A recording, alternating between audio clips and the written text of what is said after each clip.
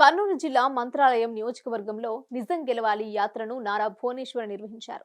నారా చంద్రబాబు నాయుడు అక్రమ అరెస్టును తట్టుకోలేక గుండెపోటుతో మృతి చెందిన కుటుంబాలకు అండగా ఉంటామని హామీ ఇచ్చిన నారా భువనేశ్వరి రామచంద్రనగర్లోని మిడిగల్ తాయమ్మ మృతి చెందగా ఆమె కుటుంబాన్ని ఓదార్చి 3 లక్షల చెక్కును అందజేశారు. నారా భువనేశ్వరి పార్టీ తరపున కుటుంబానికి అండగా ఉంటామని భరోసానిచ్చారు. ధైర్యంగా ఉండండి అంటూ బాధిత కుటుంబాలను ఓదార్చారు.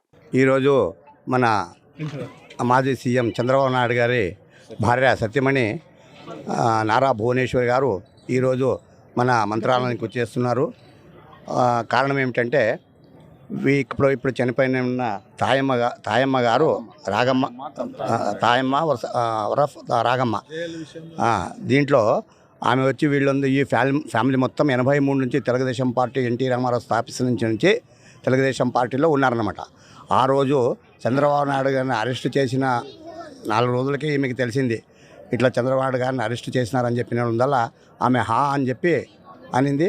ఇక్కడి నుంచి మన ఎమ్మెన్యూర్ ఆసుపత్రి డాక్టర్ దగ్గర పోయి ఎమ్మెన్యూర్ ఆసుపత్రి డాక్టర్ దగ్గర పోయే లోపల ఆమె చనిపోయింది. దానికోసం ఆమెని పరామర్శించడానికి నారా భువనేశ్వర్ గారు ఇక్కడ ఆ కుటుంబాన్ని పరామర్శించడానికి నారా భువనేశ్వర్ గారు ఇక్కడ ఇచ్చేస్తున్నారు.